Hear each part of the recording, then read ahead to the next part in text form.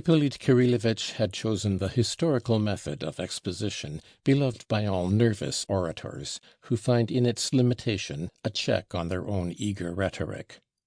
At this moment in his speech he went off into a dissertation on Grushenka's first lover, and brought forward several interesting thoughts on this theme. Karamazov, who had been frantically jealous of everyone, collapsed, so to speak, and effaced himself at once before this first lover. What makes it all the more strange is that he seems to have hardly thought of this formidable rival.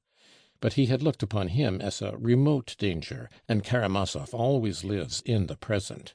Possibly he regarded him as a fiction. But his wounded heart grasped instantly that the woman had been concealing this new rival and deceiving him because he was anything but a fiction to her, because he was the one hope of her life. Grasping this instantly, he resigned himself. Gentlemen of the jury, I cannot help dwelling on this unexpected trait in the prisoner's character.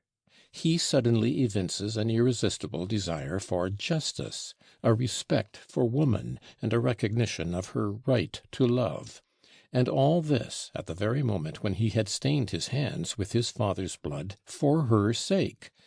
It is true that the blood he had shed was already crying out for vengeance, for, after having ruined his soul and his life in this world, he was forced to ask himself at that same instant what he was and what he could be now to her, to that being, dearer to him than his own soul, in comparison with that former lover who had returned penitent, with new love, to the woman he had once betrayed, with honorable offers, with the promise of a reformed and happy life.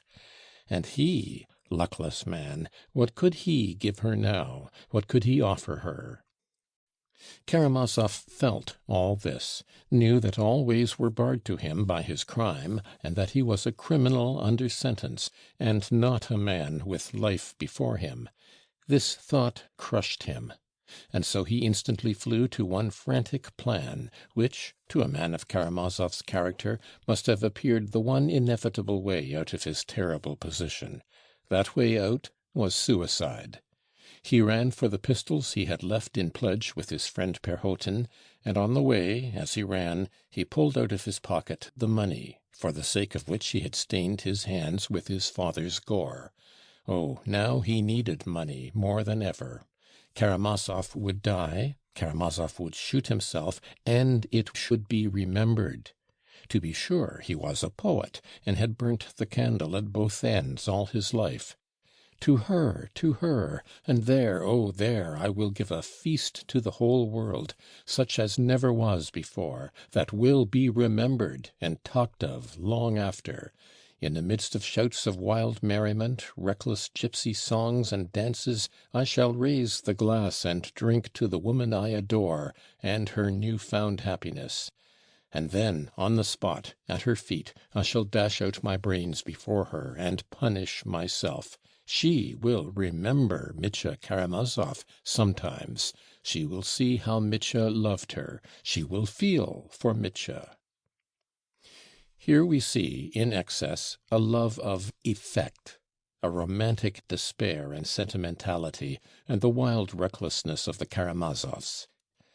Yes, but there is something else, gentlemen of the jury, something that cries out in the soul, throbs incessantly in the mind, and poisons the heart unto death.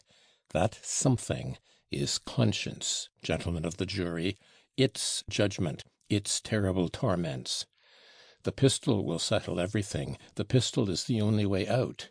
But beyond... I don't know whether Karamazov wondered at that moment what lies beyond, and whether Karamazov could, like Hamlet, wonder what lies beyond. No, gentlemen of the jury, they have their Hamlets, but we still have our Karamazovs. Here Ippolit Kirillovitch drew a minute picture of Mitya's preparations, the scene at Perhotin's, at the shop, with the drivers. He quoted numerous words and actions confirmed by witnesses, and the picture made a terrible impression on the audience. The guilt of this harassed and desperate man stood out clear and convincing when the facts were brought together. What need had he of precaution? 2 or 3 times he almost confessed, hinted at it, all but spoke out. Then followed the evidence given by witnesses. He even cried out to the peasant who drove him, "Do you know you are driving a murderer?" But it was impossible for him to speak out. He had to get to Macro, and there to finish his romance. But what was awaiting the luckless man? Almost from the first minute at Macro he saw that his invincible rival was perhaps by no means so invincible, that the toast to their new-found happiness was not desired, and would not be acceptable. But you know the facts, gentlemen of the jury, from the preliminary inquiry. Karamazov's triumph over his rival was complete, and his soul passed into quite a new phase, perhaps the most terrible phase through which his soul has passed, or will pass. One may say with certainty, gentlemen of the jury, the prosecutor continued, that outraged nature and the criminal heart bring their own vengeance more completely than any earthly justice. What's more, justice and punishment on earth positively alleviate the punishment of nature, and are, indeed, essential to the soul of the criminal at such moments, as its salvation from despair. For I cannot imagine the horror and moral suffering of Karamazov when he learnt that she loved him, that for his sake she had rejected her first lover, that she was summoning him, Mitya, to a new life, that she was promising him happiness, and when everything was over for him, and nothing was possible. By the way, I will note in parenthesis a point of importance for the light it throws on the prisoner's position at the moment. This woman, this love of his, had been till the last moment, till the very instant of his arrest, a being unattainable, passionately desired by him, but unattainable. Yet why did he not shoot himself then? Why did he relinquish his design, and even forget where his pistol was? It was just that passionate desire for love, and the hope of satisfying it, that restrained him. Throughout their revels he kept close to his adored mistress, who was at the banquet with him, and was more charming and fascinating to him than ever. He did not leave her side, abasing himself in his homage before her. His passion might well, for a moment, stifle not only the fear of arrest, but even the torments of conscience. For a moment, oh, only for a moment. I can picture the state of mind of the criminal hopelessly enslaved by these influences. First, the influence of drink, of noise and excitement, of the thud of the dance and the scream of the song, and of her, flushed with wine, singing and dancing and laughing to him. Secondly, the hope in the background that the fatal end might still be far off, that not till next morning, at least, they would come and take him. So he had a few hours, and that's much, very much. In a few hours one can think of many things. I imagine that he felt something like what criminals feel when they are being taken to the scaffold. They have another long, long street to pass down, and at walking pace, past thousands of people. Then there will be a turning into another street, and only at the end of that street the dread place of execution. I fancy that at the beginning of the journey the condemned man sitting on his shameful cart must feel that he has infinite life still before him. The houses recede, the cart moves on. Oh, that's nothing, it's still far to the turning into the second street, and he still looks boldly to right and to left at those thousands of callously curious people with their eyes fixed on him, and he still fancies that he is just such a man as they. But now the turning comes to the next street. Oh, that's nothing, nothing. There's still a whole street before him, and however many houses have been passed, he will still think there are many left. And so to the very end, to the very scaffold. This, I imagine, is how it was with Karamazov then. They've not had time yet, he must have thought. I may still find some way out. Oh, there's still time to make some plan of defense. And Now, she is so fascinating. His soul was full of confusion and dread, but he managed, however, to put aside half his money and hide it somewhere. I cannot otherwise explain the disappearance of quite half of the 3,000 he had just taken from his father's pillow. He had been in Mokroe more than once before. He had caroused there for 2 days together already. He knew the old big house with all its passages and outbuildings. I imagine that part of the money was hidden in that house not long before the arrest, in some crevice under some floor, in some corner under the roof. With what object, I shall be asked? Why, the catastrophe may take place at once, of course. He hadn't yet considered how to meet it. He hadn't the time. His head was throbbing, and his heart was with her. But money was indispensable in any case. With money, a man is always a man. Perhaps such foresight at such a moment may strike you as unnatural? But he assures us himself that a month before, at a critical and exciting moment, he had halved his money and sewn it up in a little bag. And though that was not true, as we shall prove directly, it shows the idea was a familiar one to Karamazov. He had contemplated it. What's more, when he declared at the inquiry that he had put 1,500 roubles in a bag, which never existed, he may have invented that little bag on the inspiration of the moment because he had 2 hours before divided his money and hidden half of it at Mokroe till morning in case of emergency, simply not to have it on himself.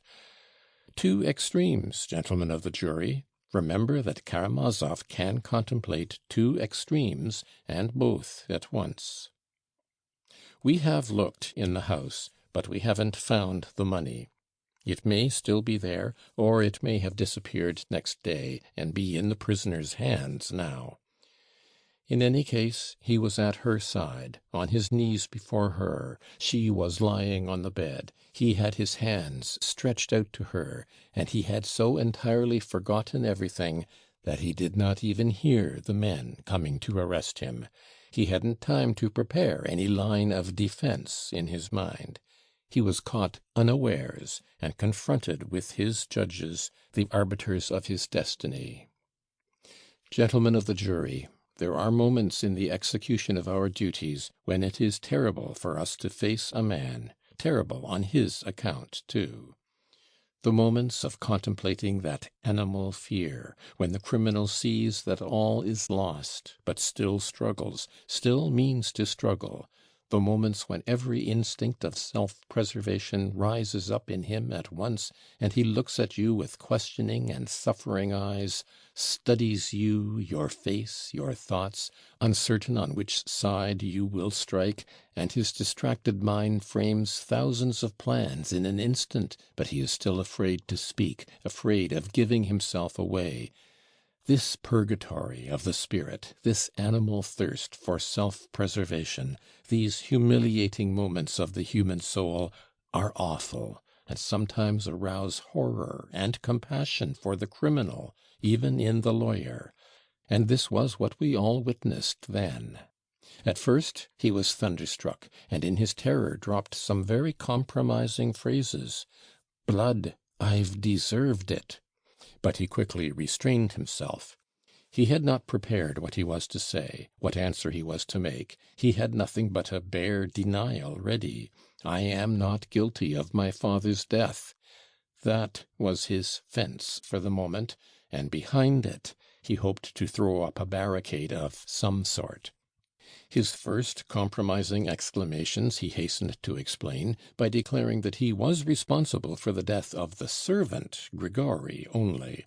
"Of that bloodshed I am guilty. But who has killed my father, gentlemen? Who has killed him? Who can have killed him if not I?" Do you hear? He asked us that. Us, who had come to ask him that question. Do you hear that phrase uttered with such premature haste? If not I. The animal cunning, the naivete, the Karamazov impatience of it. I didn't kill him, and you mustn't think I did. I wanted to kill him, gentlemen, I wanted to kill him," he hastens to admit. He was in a hurry, in a terrible hurry. "But still I am not guilty. It is not I murdered him." He concedes to us that he wanted to murder him, as though to say, "You can see for yourselves how truthful I am, so you'll believe all the sooner that I didn't murder him." Oh, in such cases the criminal is often amazingly shallow and credulous. At that point one of the lawyers asked him, as it were incidentally, the most simple question: "Wasn't it Smerdyakov killed him?" Then, as we expected, he was horribly angry at our having anticipated him, and caught him unawares, before he had time to pave the way, to choose and snatch the moment when it would be most natural to bring in Smerdyakov's name. He rushed at once to the other extreme, as he always does, and began to assure us that Smerdyakov could not have killed him, was not capable of it. But don't believe him. That was only his cunning. He didn't really give up the idea of Smerdyakov. On the contrary, he meant to bring him forward again, for indeed he had no one else to bring forward, but he would do that later, because, for the moment, that line was spoiled for him. He would bring him forward, perhaps next day, or even a few days later, choosing an opportunity to cry out to us, "You know I was more sceptical about Smerdyakov than you remember that yourselves, but now I am convinced. He killed him, he must have done." And for the present he falls back upon a gloomy and irritable denial. Impatience and anger prompted him, however, to the most inept and incredible explanation of how he looked into his father's window, and how he respectfully withdrew. The worst of it was that he was unaware of the position of affairs, of the evidence given by Grigory. We proceeded to search him. The search angered, but encouraged him. The whole 3,000 had not been found on him, only half of it. And no doubt only at that moment of angry silence the fiction of the little bag first occurred to him. No doubt he was conscious himself of the improbability of the story, and strove painfully to make it sound more likely, to weave it into a romance that would sound plausible. In such cases, the first duty, the chief task of the investigating lawyers, is to prevent the criminal being prepared, to pounce upon him unexpectedly, so that he may blurt out his cherished ideas in all their simplicity, improbability, and inconsistency. The criminal can only be made to speak by the sudden and apparently incidental communication of some new fact, of some circumstance of great importance in the case, of which he had no previous idea, and could not have foreseen. We had such a fact in readiness. That was Grigory's evidence about the open door through which the prisoner had run out. He had completely forgotten about that door, and had not even suspected that Grigory could have seen it. The effect of it was amazing. He leapt up and shouted to us, "Then Smerdyakov murdered him! It was Smerdyakov!"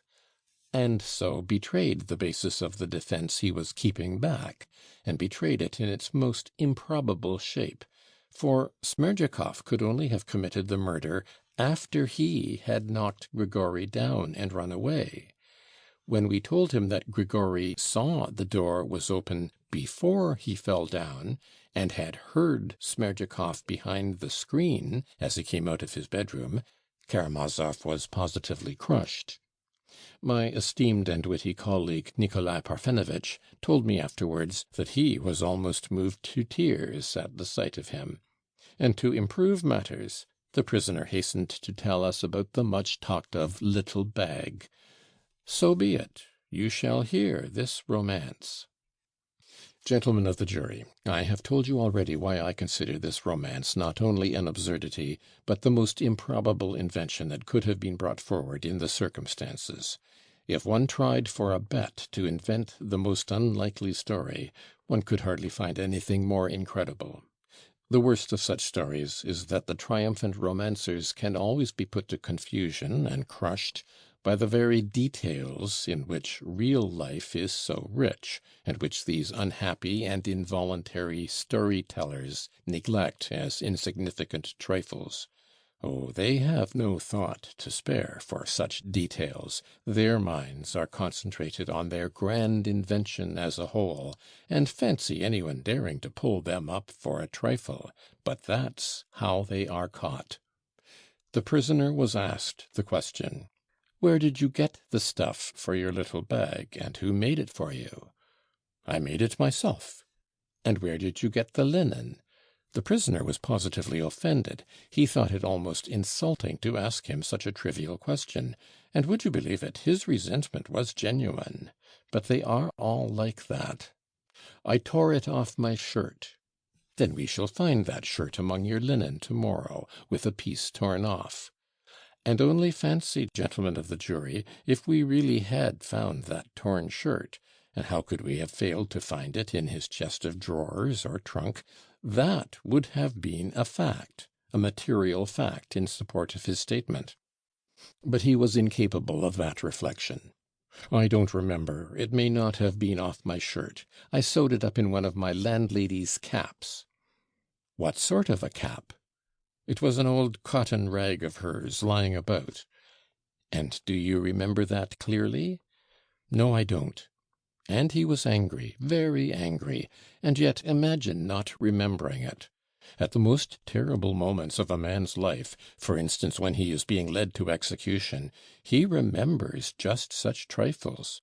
He will forget anything but some green roof that has flashed past him on the road, or a jackdaw on a cross, that he will remember. He concealed the making of that little bag from his household. He must have remembered his humiliating fear that some one might come in and find him needle in hand. How at the slightest sound he slipped behind the screen. There is a screen in his lodgings. But, gentlemen of the jury, why do I tell you all this, all these details, trifles?" cried Ippolit Kirillovitch suddenly. "Just because the prisoner still persists in these absurdities to this moment. He has not explained anything since that fatal night 2 months ago. He has not added one actual illuminating fact to his former fantastic statements. All those are trivialities. You must believe it on my honor. Oh, we are glad to believe it. We are eager to believe it, even if only on his word of honor. Are we jackals thirsting for human blood? Show us a single fact in the prisoner's favor, and we shall rejoice. But let it be a substantial, real fact, and not a conclusion drawn from the prisoner's expression by his own brother, or that when he beat himself on the breast he must have meant to point to the little bag in the darkness too. We shall rejoice at the new fact. We shall be the first to repudiate our charge. We shall hasten to repudiate it. But now justice cries out, and we persist. We cannot repudiate anything." Ippolit Kirillovitch passed to his final peroration. He looked as though he was in a fever. He spoke of the blood that cried for vengeance, the blood of the father murdered by his son, with the base motive of robbery. He pointed to the tragic and glaring consistency of the facts. "And whatever you may hear from the talented and celebrated counsel for the defense," Ippolit Kirillovitch could not resist adding, "whatever eloquent and touching appeals may be made to your sensibilities, remember that at this moment you are in a temple of justice. Remember that you are the champions of our justice, the champions of our holy Russia, of her principles, her family, everything that she holds sacred. Yes, you represent Russia here at this moment, and your verdict will be heard not in this hall only, but will re-echo throughout the whole of Russia, and all Russia will hear you as her champions and her judges, and she will be encouraged or disheartened by your verdict. Do not disappoint Russia and her expectations. Our fatal Troika dashes on in her headlong flight, perhaps to destruction. And in all Russia for long past men have stretched out imploring hands and called a halt to its furious, reckless course. And if other nations stand aside from that Troika, that may be not from respect, as the poet would fain believe, but simply from horror, perhaps from disgust.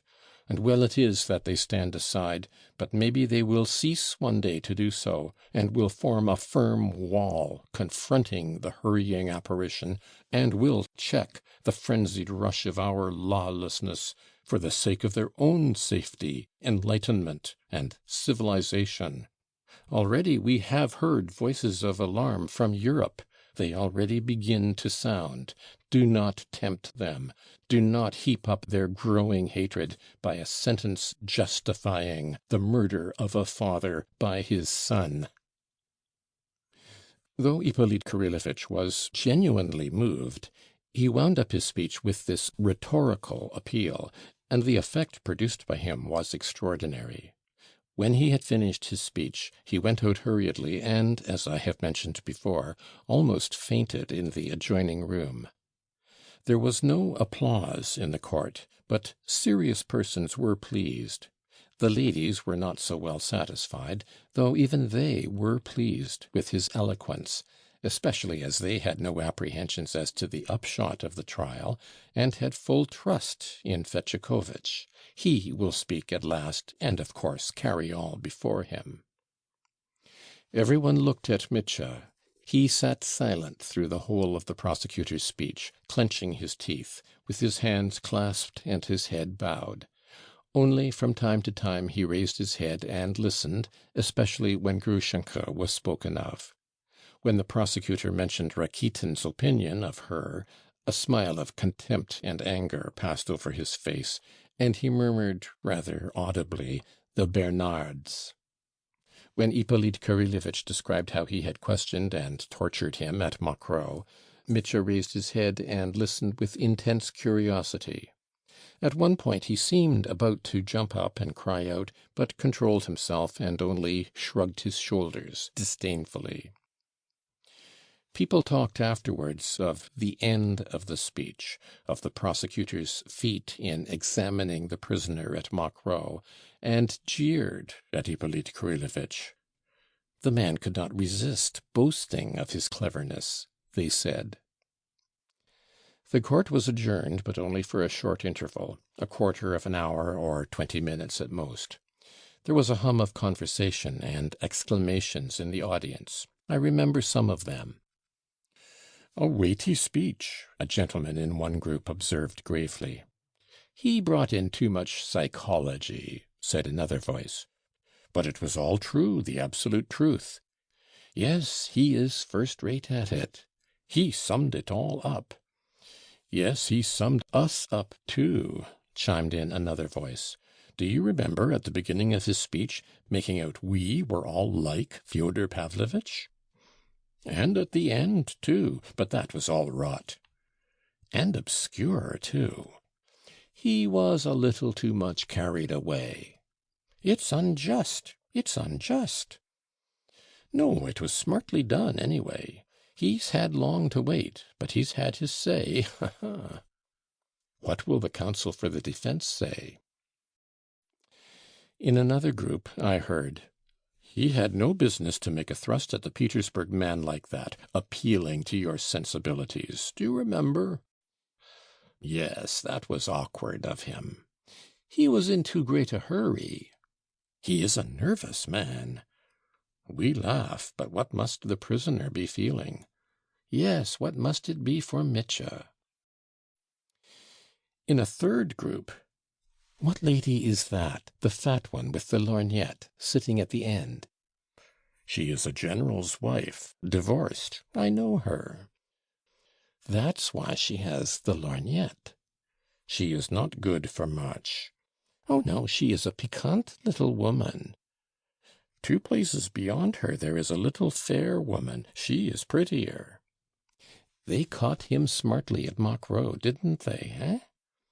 "Oh, it was smart enough. We've heard it before. How often he has told the story at people's houses." and he couldn't resist doing it now. That's vanity.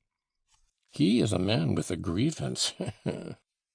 Yes, and quick to take offense. And there was too much rhetoric, such long sentences. Yes, he tries to alarm us. He kept trying to alarm us. Do you remember about the Troika? Something about they have Hamlets, but we have so far only Karamazovs? That was cleverly said. That was to propitiate the liberals. He is afraid of them. Yes, and he is afraid of the lawyer, too. Yes, what will Fetyukovitch say? Whatever he says, he won't get round our peasants. Don't you think so? A fourth group. What he said about the Troika was good, that piece about the other nations. And that was true, what he said about other nations not standing it. What do you mean?